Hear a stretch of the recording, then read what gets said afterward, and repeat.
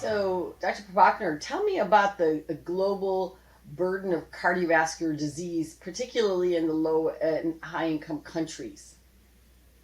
Thank you, Dr. Chaporia. I would like to start off by quoting a book by Charles Dickens, who wrote a story called The Tale of Two Cities.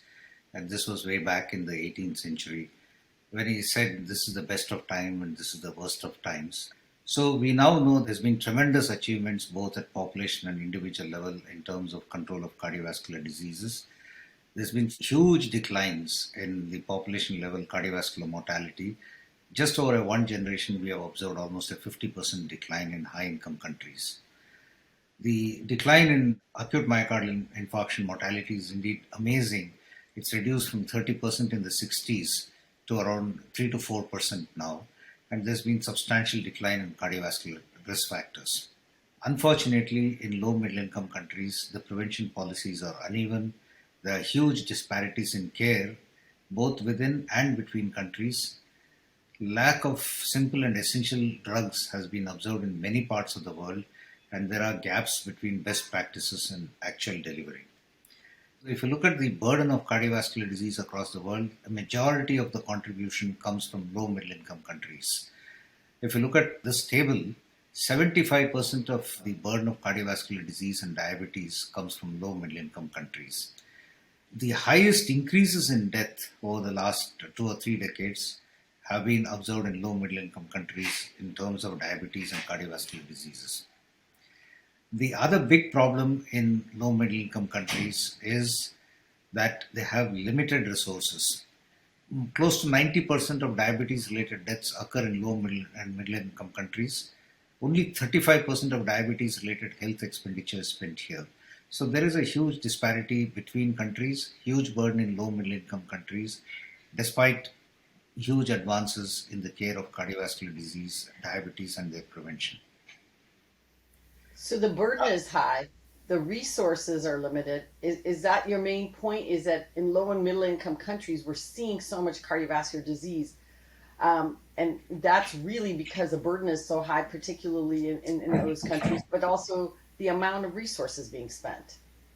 Right. The burden is high, the death rates are high, resources are limited, and the last point is that it occurs in younger populations in low middle income countries, and it has a huge bearing for individuals and their families because there is a huge amount of catastrophic health spending because of lack of insurance and the high cost of care. So they indulge in distress financing, borrow from money lenders, get into poverty, and so on and so forth. And this has not changed drastically over a 10-year period when we looked at 2009 and 2017. And this is in the state of Kerala, which has got one of the best health systems in low middle income countries. So in other parts of the world, it can be even worse.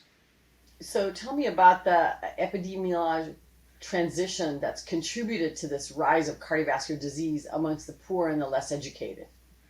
So we first need to understand what is epidemiological transition. This refers to a change in the pattern of disease in a country away from infectious diseases towards degenerative diseases. In the United States, for example, if we go back to the 18th century or early part of the 20th century, the life expectancy was just close to 30 years and most people were dying of infections. By 1950s and 60s, cardiovascular diseases emerged as the major cause of death. And this kind of pattern happens all across the world as the countries progress and develop and become their economy increases. And this process is called epidemiological transition. And when we look at mankind or humankind, we can say that man was a hunter-gatherer initially, and and the commonest mode of death at that point of time was injuries. When man became an agriculturist and human beings became an agriculturist, they came in contact with the soil and had high levels of infection, and that's where we talk about the pestilence and famine, the plagues in the 10th century, 11th, 12th, and 13th century, and so on. Once the health of the population improved, these pandemics started receding, and during the Industrial Revolution, we started having more of degenerative and man made diseases. But what really happened was from what we are in the United States to what the Industrial Revolution was in the 17th century in UK and US. It took nearly 200 years for cardiovascular disease epidemic to occur. Whereas in the middle income countries, in the low income countries, it's taking less than 50 years. And therefore, there is a double burden of disease in these countries, causing huge problem to many parts of the world. So the epidemiological transition in terms of process occurs when countries move from less developed to developed countries. They move from an agrarian or agriculture-based society to industrialized society, from pre-modern societies to modern society, and they move on to develop from a primitive healthcare to a modern healthcare. But when you look at cardiovascular diseases as an example, in the earliest stage of transition, when there's a high burden of infectious disease, the life expectancy is pretty low. This is what was the life expectancies in the 1920s and 30s in the United States. In India, during the independence in 1947, it was 35 years. In China, in the 40s, it was around 30 years or so.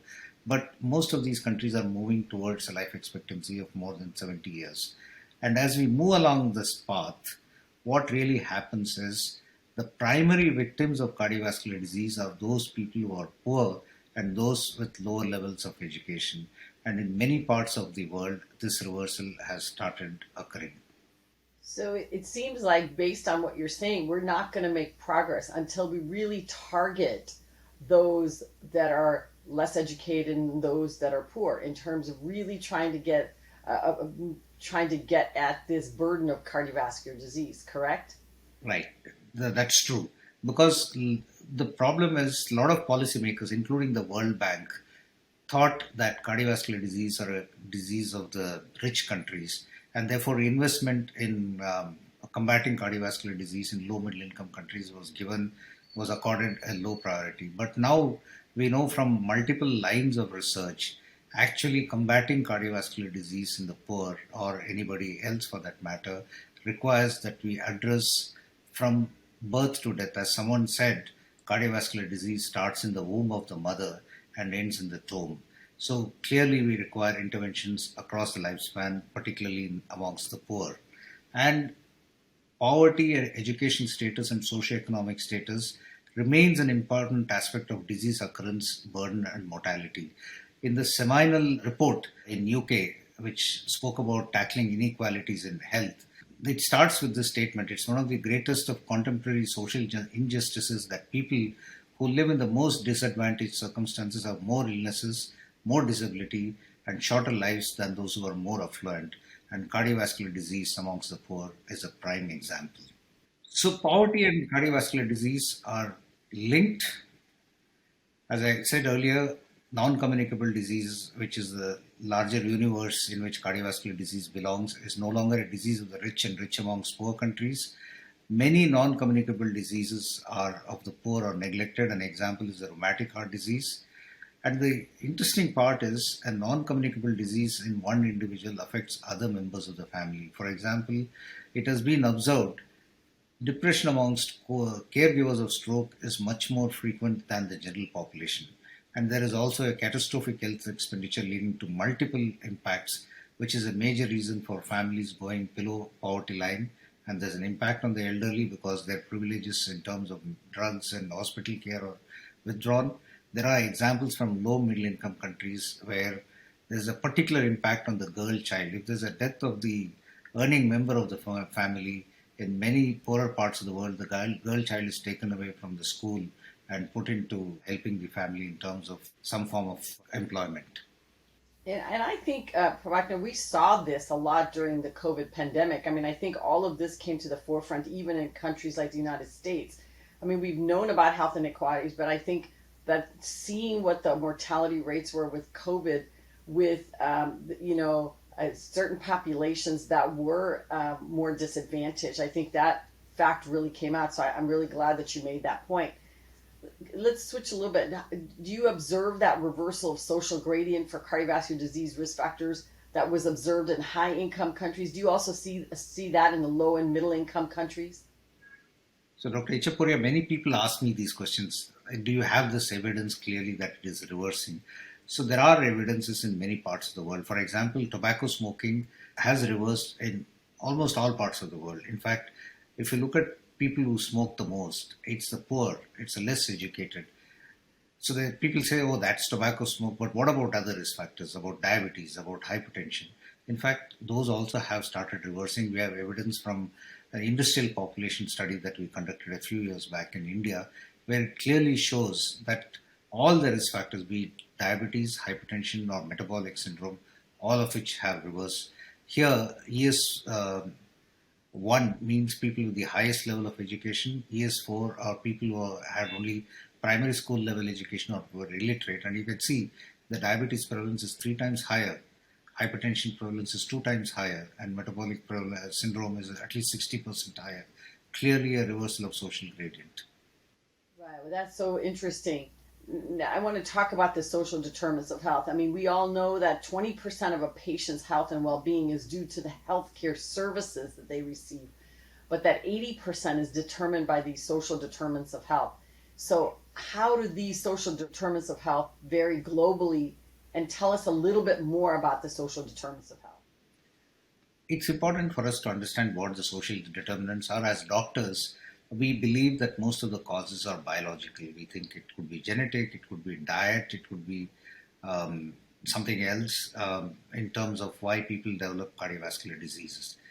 But the fact is, a large majority of the positive factors are determined by social determinants, and these social determinants include the demographic shifts, which we talked about, the epidemiological transition, which means people are aging. As they age, they develop cardiovascular disease. Second, urbanization and industrialization increases the risk. But we might ask, countries like United States and UK and Europe are far more industrialized, and it is in fact coming down. The difference is in terms of urbanization in low middle income countries, it occurs in a very chaotic fashion. It occurs in an unplanned manner.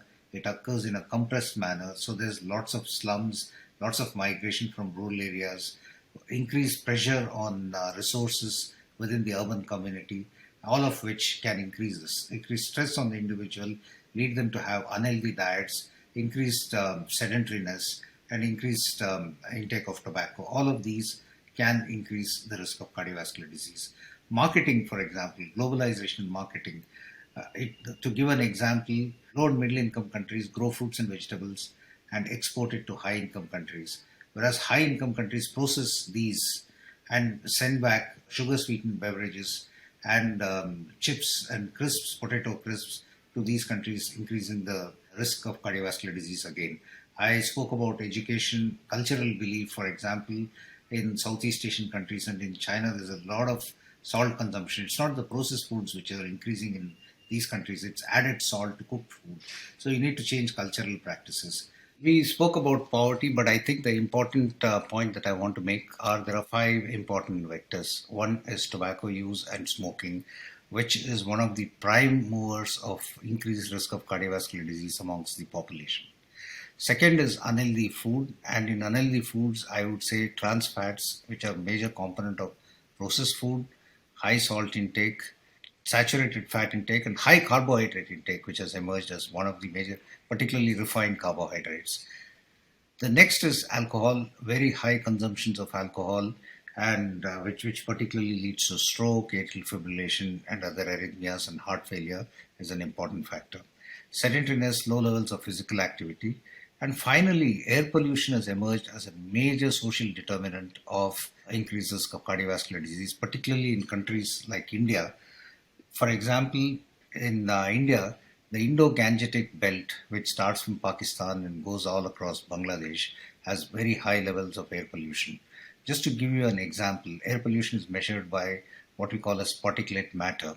The smaller the particulate matter, the PM 2.5, is a very small particle. It's 1/70th of the size of a hair, and it's not visible to the naked eye, can cross the alveolar lung barrier and cause stiffening of the arteries, can directly affect the heart, producing arrhythmias, can get deposited in fat cells and resulting in inflammation. All of which has been shown to increase many of the cardiovascular risk factors, including hypertension and diabetes.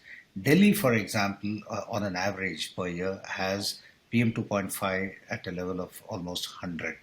WHO recommends the annual average PM 2.5 to be less than 5. The Indian government felt that it is too stringent and said that our target should be 40.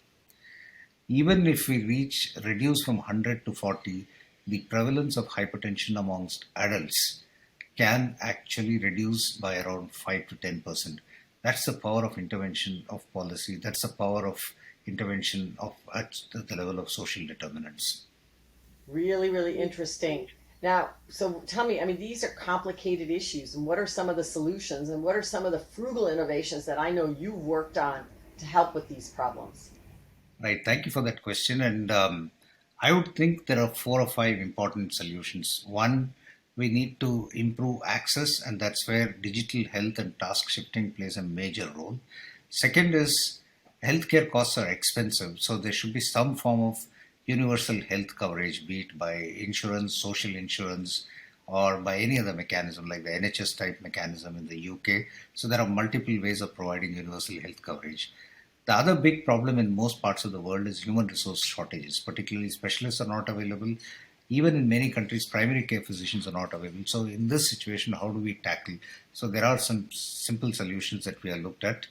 Then, patients and the communities should be part and parcel of any solution that we can think of. So, we require to co-design these interventions with them.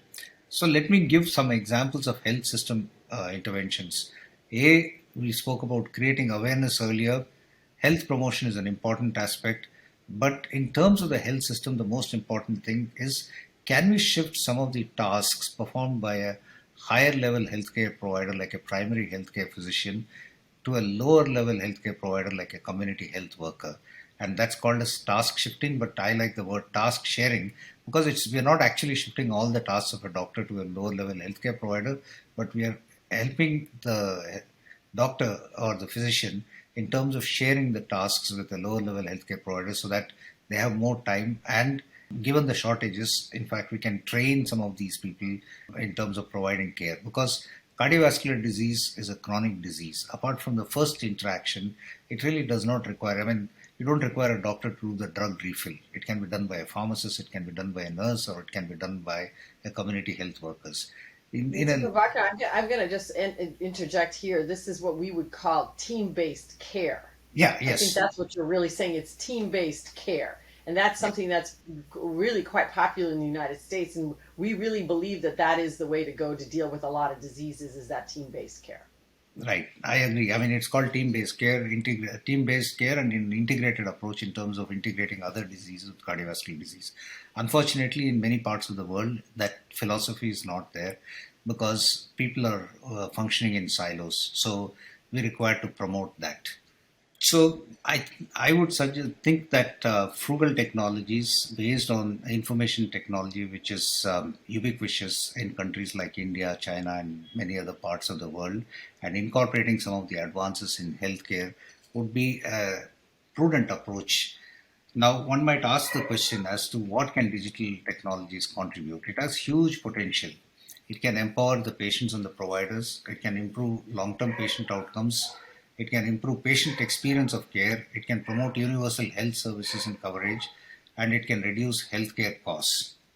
So we have done substantial work in pairing task shifting with electronic decision support system across the board in multiple levels of health systems, in at the level of the community, in primary care level, secondary care, tertiary care, and we have evaluated using multiple research methods that included clinical trials, cluster randomized trials, demonstration studies, quasi-experimental design, so on and so forth.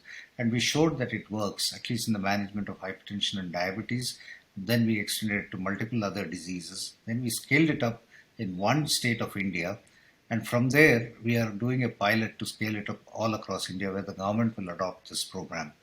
But one big chink in the armor is the private healthcare, because in India it's not only public healthcare, there is a huge proportion of care provided by private healthcare providers, and that's where we are looking at expanding this program. We also used this as an example because we are a WHO collaborating center. We have used this as an example in Maldives, which is another country close to India, but this has a potential to be used in multiple parts of the world. One of the arguments has been that can the poor people access these digital technologies? And telemedicine is a great example of the digital divide, essentially because there is issue of literacy, general literacy, which is lower amongst poorer patients. And second, the digital literacy itself is extremely poor amongst most people. So this, in essence, can cause the digital divide, where people are well versed in terms of digital knowledge, can utilize the technologies. In order to circumvent that, we have created a program called Assisted Telemedicine, where a lower level healthcare provider actually helps patients access the telemedicine platform. In the telemedicine platform, we have embedded several of the work that we have done in the past that includes electronic health records, point of care diagnostics, electronic clinical decision support system, and numerous state-of-art digital technologies such as these. This is the electronic decision support system. We have a point of care device with multiple tests.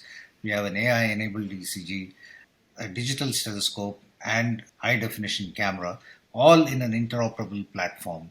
This platform we can pair any technology to this platform and it can give you an output. We're also pairing now with drug delivery platforms. In this system, when the patient comes in, patient is seen by a community health worker, data are collected by the community health worker, and examination is done by the community health worker, and the patient's data are presented verbally by the community health worker to a doctor, a physician, or a specialist who is remotely located. And the doctor can control the camera and see the patient, can hear the heart sounds and the lung sounds, and actually do a full physical examination without actually being present in the location. And through this, we have actually also looked at providing assisted telemedicine to people who just cannot reach the hospital because of various conditions, people who are living in remote areas where we can use fix the telemedicine apparatuses in these big vans and do a clinical examination in remote places. Now, as you can see, all of the equipments that are required for telemedicine is held in this bag as well as the backpack. It weighs 4 kgs and it's extremely easy to do. And this has made a big difference in our pilot that we're doing in Tamil Nadu, where more than 30,000 patients have been seen, and we are in the process of publishing the results. I think that the what you're suggesting is having either kiosks or mobile vans or areas where you bring the technology to the individuals rather than each individual in the population having that technology. So that can certainly help bridge that, because now, and then in terms of literacy, if you have a community worker, they can help navigate the technology, so you also can take care of that. And that's an interesting focus, because rather than saying we're going to teach the whole population this, or to give every single person that technology. So I do like that as a solution. What about this universal health coverage? Because you talked a lot about catastrophic diseases, how people are becoming more poor because they can have a catastrophic event. So tell me about the universal health coverage and how that would help address inequities. So, thank you for that question. Firstly, we need to know what universal health coverage is. According to the WHO, universal health coverage is when all people receive quality health services they need without suffering financial hardship. Like, for example, if a patient has a heart attack and it costs, say, $30,000 or $40,000 for a primary PCI and the patient cannot afford, then there's a problem. The mortality will be high in that group of patients, or they might get some inferior treatment. Can we provide the same kind of treatment to everyone? And that's a question that we need to pose. And that's where universal health coverage is helpful, and many countries are moving towards universal health coverage. Unfortunately, universal health coverage does not cover several aspects that need to be covered to protect people financially, because we all know that heart attacks and strokes are so expensive that people can be rapidly pushed into poverty, and therefore we need to address some of the shortcomings of universal health coverage the way it's been conceived in many parts of the world now. So in this box, when we're talking about universal health coverage, the coverage mechanism is a very small component, and there are 3 things that are not included. Many services, for example, we might provide acute services. we may not be providing secondary prevention. So what's the point? Because secondary prevention is very important. It prevents nearly 20% of repeat infarction or 20% of MACE within a 1 year period. And if secondary prevention is not available, even though we have treated the primary problem, we are providing inferior treatment. So the question is, how do we expand those services? Second is, like if you take the Medicare, for example, in the US, it's only for people above the age of 65 years. But what happens to somebody who's 64 and a half or who's 63? So I think there's a need to extend the coverage. Then the third problem that arises is co-payment. Many people cannot afford the co-payment, and can we reduce the cost? So these are some of the aspects that we need to think of while we look at universal health coverage and financial protection to people. This is very elegantly demonstrated in this diagram. Universal health coverage presupposes that there's equality. But equality for whom? People are not equal. There are people who have different requirements, and this very aptly explains the problem. So equity is when we actually provide support to people who need more, so that particular person is also equivalent to somebody who can utilize the universal health coverage, but also the second person becomes equal. For example, if you are reducing co-payment, the second person may be equal to the first person. In fact, in this figure, I would say break that barrier so that everybody has an equal opportunity, and that's where we should be moving in terms of universal health coverage. Yeah, so going to that picture, I mean, I think you're right. Removing the structural barrier, if you just remove the fence, you don't even need the risers for each individual to be able to get that. So I think that's the concept that we want people to keep in mind. Can you discuss a few new approaches in terms of research ideas when we address inequities in cardiovascular disease care? Right. So one of the problems that as cardiologists or physicians is that we are doing is we are treating diseases as silos. We are treating hypertension separately, we are treating diabetes separately, and we are treating cardiovascular diseases separately. But the fact is, a 65-year-old man may have had a past myocardial infarction, may have a lower ejection fraction, um, may have had one TIA, but in addition, also would be having osteoarthritis, would be having peptic ulcer, would be having lumbar canal stenosis, multiple other problems. So it is actually very inconvenient for patients to come and meet multiple specialists. There may be mental health issues. Therefore, we need to address multiple long-term conditions, or multi-morbidity as it is called, and we need to move from single disease to multiple long-term conditions. So we really require a large system transformation in our thinking to improve care of people living with multiple long-term conditions. And in this process, we are looking at an integrated, technology-enabled, patient-centered, high-impact, equitable health system intervention, where we are looking at research in terms of how do we integrate care across diseases that is moving beyond cardiovascular diseases. The second issue is we have a lot of evidence. In fact, there's been a lot of advances in cardiology. In fact, it's one of the fields in which we have seen tremendous advances in our knowledge. We know what works. We know the treatments, the lipid reductions. We have gone to the extent of saying that we'll keep the LDL cholesterol to less than 30. But when you look at care, is this care provided to everyone? What are the barriers in terms of implementing this worldwide? So when you look at this slide, you can see there's a huge no-do gap. We know what should be done, but when it comes to actually delivering it, there's a big gap. And therefore, we need to work on implementation sciences in terms of implementing so that everybody benefits from these programs. Yeah, and so I think that's a really interesting point because we think that it's all about educating people about the things that we know that works. But what you're saying is that there's a whole science into how do we implement that. So tell me a little bit more. What is our role as clinicians with regards to health equity and maybe in this implementation? Right. So the first thing is that as clinicians, we should be cognizant of the issues of equity. I mean, because subconsciously we think if the government is providing care, or if there is some form of insurance which is providing care, our job is done because we just need to prescribe the medicines. We just need to do our interventions, and there ends the problem.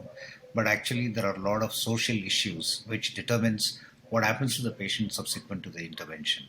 And one of the things is patients are not compliant with treatment. Patients do not follow lifestyle advice that we give. The understanding of patients on risk factors is extremely poor. I also showed that equity is not equality. And we need to go beyond biomedical issues, and we need to pay attention to the social level of patients.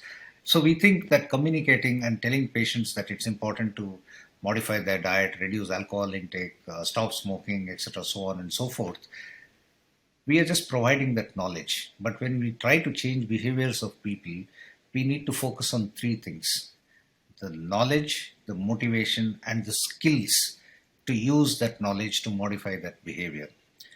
So that when we provide that knowledge, people will say that I know, and we give them the motivation to say I want, and provide them with the skills to say I can. But most important is providing an enabling environment. In a so we have done family level interventions to see if it is better than individual level intervention. Indeed it is, because if you make the family environment conducive to cardiovascular health, it benefits the patient. So clearly we need to move beyond simply providing that communication and providing the enabling environment. So one might ask, how does a clinician provide an enabling environment? Clinicians are the most influential people. We should become lobbyists for change. We should influence policies in our community in terms of improving physical activity. Just to give an example, walk with the doctor, which is being done in some parts of the US, is a great example. And it motivates people to do physical activity. That's just a simple example, but there are a lot of other things that can be done. Yeah, and I think Prabhakar, you make a really good point about being an advocate. I think knowing the social determinants of health, I mean, our experience has been that sometimes clinicians feel overwhelmed because they feel like they're powerless to do some things about that. But they can certainly be advocates. They can help. Just having an understanding sometimes makes you understand why someone is not adherent to something, and you can think about a different approach to that. So, sort of summarize all the things that we've talked about. I mean, we've talked a lot about how low and middle income countries are facing this incredible burden of cardiovascular disease, some of the differences. And so maybe you want some final thoughts on this topic for us. Um, I think I mean, it's a cliche to say that the burden of cardiovascular disease has reached epidemic or pandemic proportions, and it's the leading cause of death across the world, more so in the low middle income countries. And majority of the cardiovascular disease occurs in low middle income countries, both due to the population size as well as due to high risk and poor health systems. Majority of the deaths in low middle income countries occur at younger age groups. For example, in the global north, majority of the cardiovascular disease or a heart attack or myocardial infarction will occur after the age of 70 years. It's estimated that 80% of the myocardial infarctions in high income countries occur after the age of 70 years. In India, for example, nearly 50% of the cardiovascular disease related deaths occur before the age of 70 years. Therefore, clearly there's a big divide and high premature mortality in low middle income countries. There are devastating consequences on the poor, and therefore we require multiple innovations to tackle this disease. I spoke about the epidemiological transition. We don't have to go from stage 1 through to stage 2, 3, and 4. We just need to telescope the transition from stage 2 to stage 4. That's my final message. Thank you very much for having me. It's indeed a great pleasure to be here. Yeah, I'm gonna ask you one final question. I'm not gonna let you go quite so soon. I want to ask you. You know, you've been working in this space for a long time and doing all of this research with digital device and all that. Do you think that we're actually getting closer to maybe scaling this problem with some of these newer technologies? Yeah, I think the world is progressing very, very rapidly. We never imagined the scale of what digital health could do just 10 years back. And I'm sure that we would be, in fact, when you look at the disease burden across the world, cardiovascular diseases is coming down very rapidly. In fact, the burden of cancer is very high. And I'm sure low middle income countries also will reach the level where high income countries are. Yes. Well, thank you so much, Prabhakar. This has been a fantastic conversation about this sort of global burden of cardiovascular disease and how really disadvantaged certain groups of individuals are, and how the low and middle income countries are affected. And I hope that this discussion will make all of the listeners really start to think about some of those social determinants of health, and realize that we as clinicians can be champions for our patients, for change. Thank you.